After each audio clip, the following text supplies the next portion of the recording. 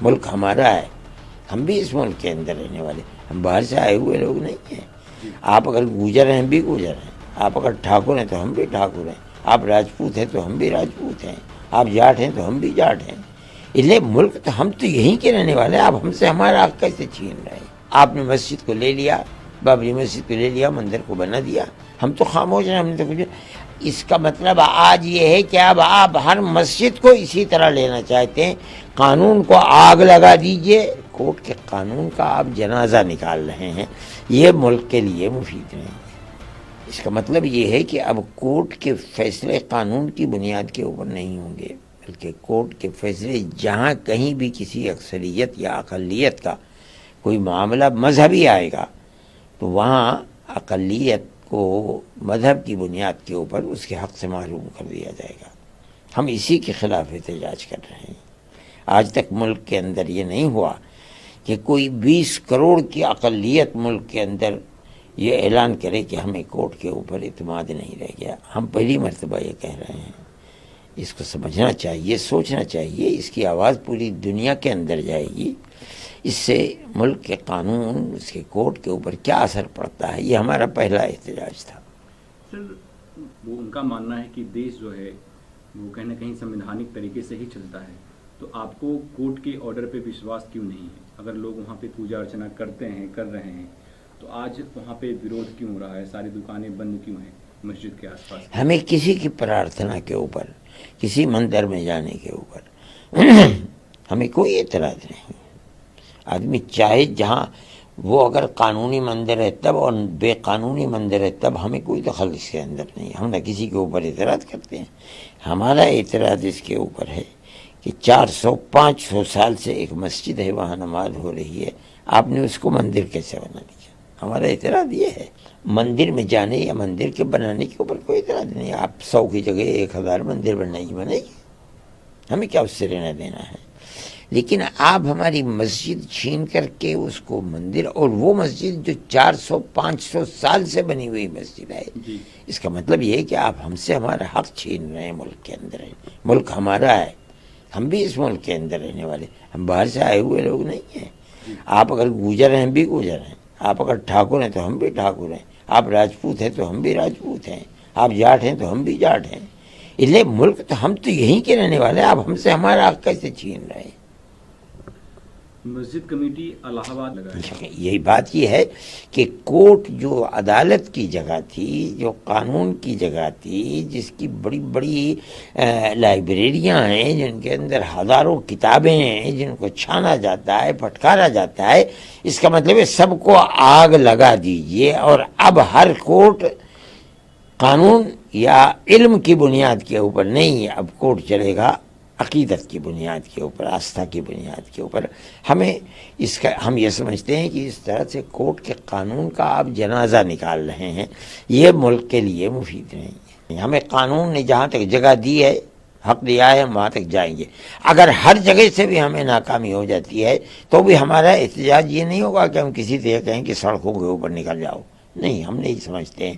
ملک ہمارا ہے، ملک کو امن و امان کے ساتھ رکھنا چاہتے ہیں، لیکن یہ ہمارا احتجاج ہے جو 75 سال کی ملک کی آزادی کی زندگی کے اندر پہلی مرتبہ 20 کروڑ آبادی کی یہ پہلی ہماری آواز ہے۔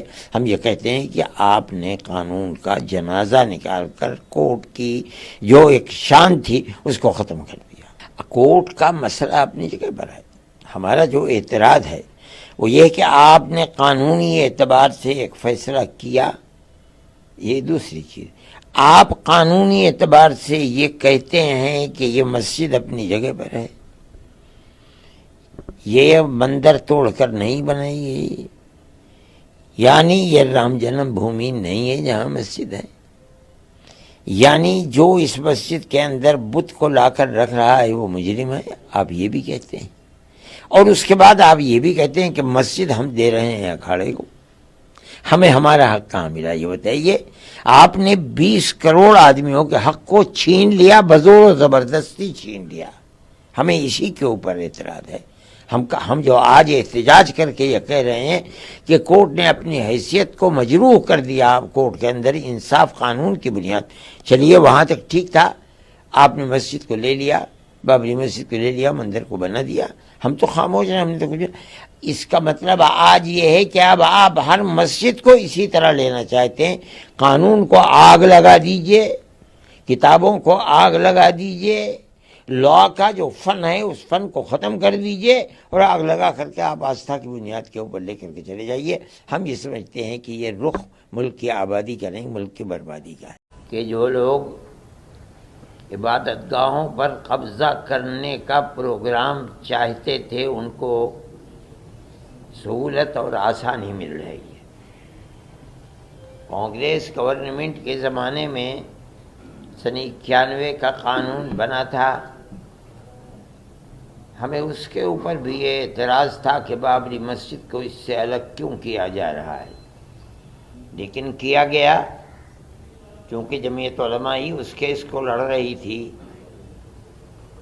اور ہم پوری قوت کے ساتھ جو بہتر سے بہتر وکیل تھے ان کو سامنے لا کر ہم نے اپنے دعوے کو پیش کیا.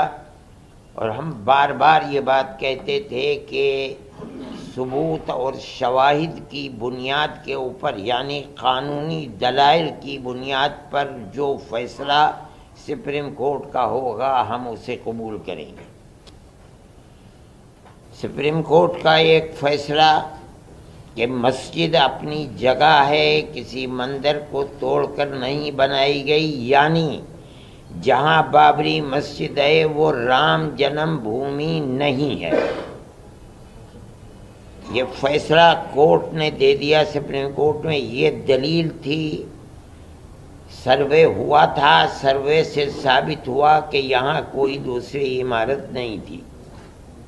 لیکن ایک دوسرا فیصلہ کہ ہم یہ مسجد اکھاڑے کو دیتے ہیں، اس کی کوئی دلیل، کوئی ثبوت، کوئی شواہد نہیں ہے. سپریم کورٹ کے اس فیصلے نے، آپ خود دنیا کو دیکھیں، ملک کو دیکھیں، اس فیصلے نے کہ ہم عقیدت کی بنیاد پر اس مسجد کو توڑوا کر کے ہم اکھاڑے کو دیتے ہیں، اس نے جو راستہ دکھلایا ہے، اس راستے دکھلانے کے بعد پھوٹ پڑے ہیں مسائل کہ اس مسجد کو بھی لو، اس مسجد کو بھی لو، اس مسجد کو بھی لو، اس کے اوپر بھی. اس کا مطلب ہے کہ قانون کے راستے کے اوپر چلنا جو کورٹ کا امتیاز تھا، صرف بابری مسجد کے فیصلے نے ایک راستہ دکھلایا کہ نہیں، ان تمام قوانین اور قواعد کی لائبریریوں کو، ان کے کتابوں کو آگ لگاؤ. کوئی چیز نہیں ہے. فیصلے مذہب کے اندر جو بھی ہوں گے وہ عقیدے کی بنیاد کے اوپر ہوں گے، عقیدت مندی کی بنیاد پر ہوں گے. تو ملک کیسے چلے گا؟